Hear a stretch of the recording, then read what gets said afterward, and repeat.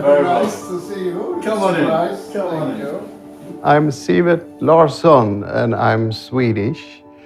And I started to come to Thailand with my then fiancée about 25 years ago. And I was very impressed with the culture and the Thai people. So when I got a little bit richer, I wanted to support Thai students and to give them scholarships.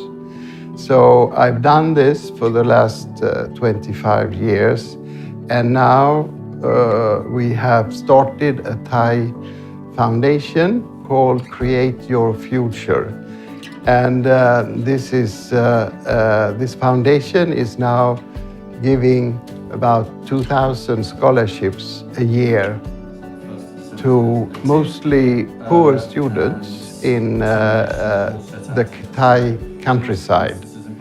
We select students that have poor circumstances, like the parents could be rice farmers or work in rubber plantations.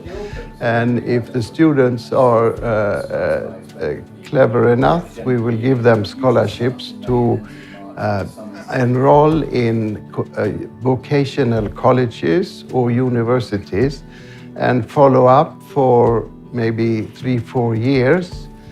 And in doing so, we know that we will change the students' lives and maybe also the life of the parents. Being a businessman, I believe that this is the best investment you can do. You certainly change the lives of the student forever, and also most probably the lives of their relatives.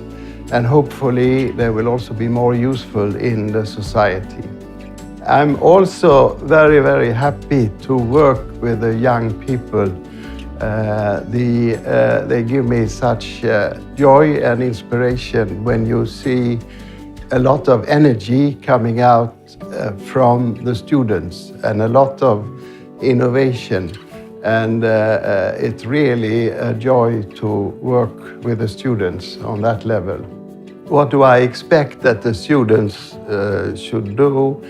I expect the students to be very valuable in the society and true to themselves and be able to function and not believe in fake news or other things, but be able to research themselves and thereby not believing what everybody else is telling them.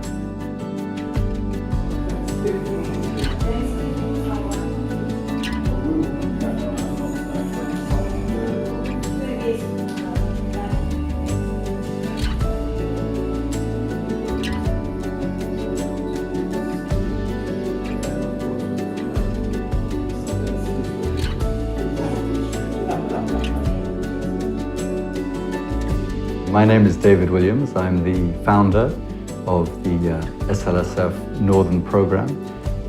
I founded it 8 years ago, although it was initially an offshoot of the SET program run by Peter Robinson in Nakhon Sawan.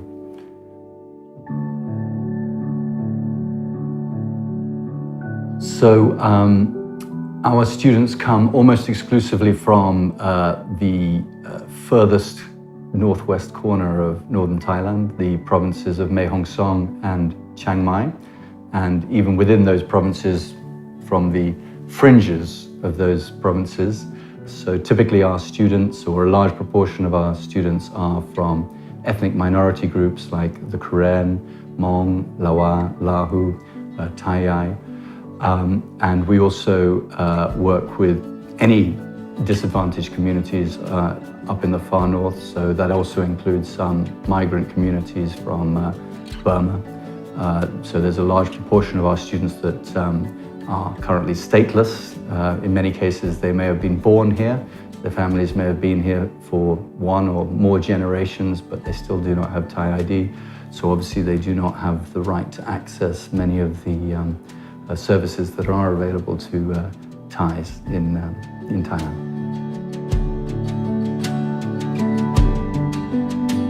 Anytime we look at a candidate, we're looking for a combination of factors. First and foremost, we are looking at their financial circumstances, or rather the financial circumstances of their families. Many of these students will come from rice subsistence farming families, or they will be working on orange plantations or in similar circumstances dotted around the hills of northern Thailand. So the first thing we're looking at is financial need. But on top of that, we're also looking for students who are going to make the most of this opportunity. So are they students that are enthusiastic about studying, enthusiastic about the opportunities that might bring to them, are keen to make the most of the opportunity that a scholarship provides. So we're looking at both their academic record, but also their personality. That's why an interview, a face-to-face interview, is so important. And in that interview, it'll be about 20 minutes long for each student. We will go through their application form and discuss with them everything to do with their family circumstances, their personal circumstances, their interests, and their aspirations.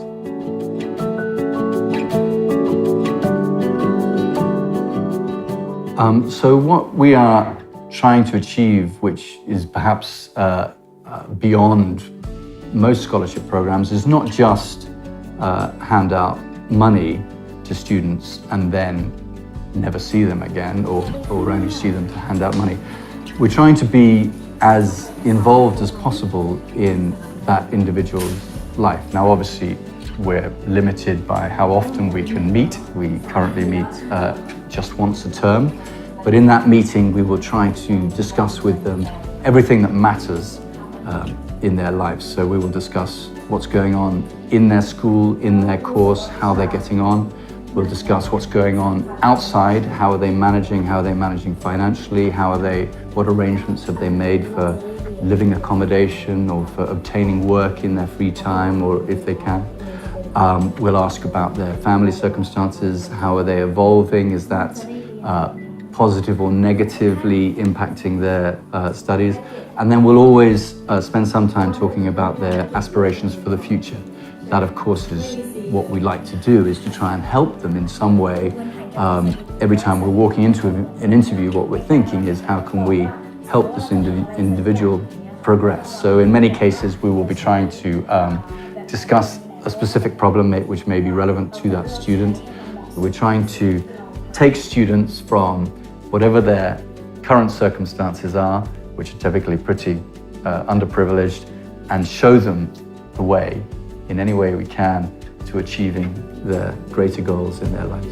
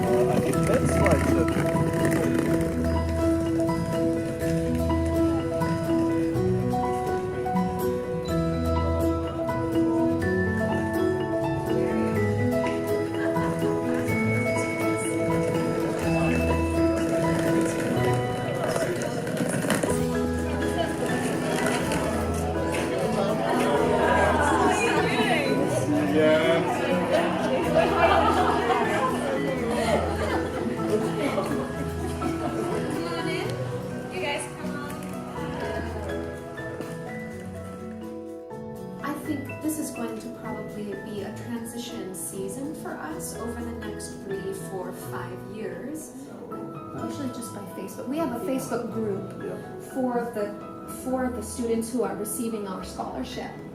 Oh, okay. And so it's just not then, for university, but it's a whole Right, 400 right. or whatever. My name is Jenny Pedzinski. I work as a senior administrator at the New Life Center Foundation in Chiang Mai, Thailand.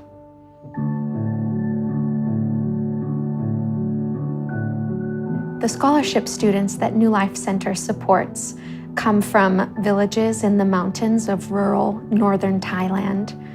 All of them come from tribal villages, so they're from minority groups such as Karen,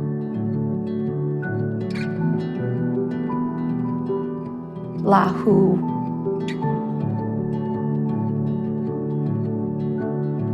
Hmong,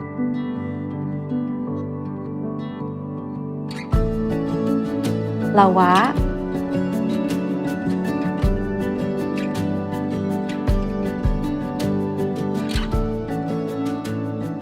the scholarship students all go through a process of application. They fill out the application and submit it to us, and we, the staff, will review all of the applications, and then together we will interview each applicant. And after the application and interview process, we will visit their homes and meet their families.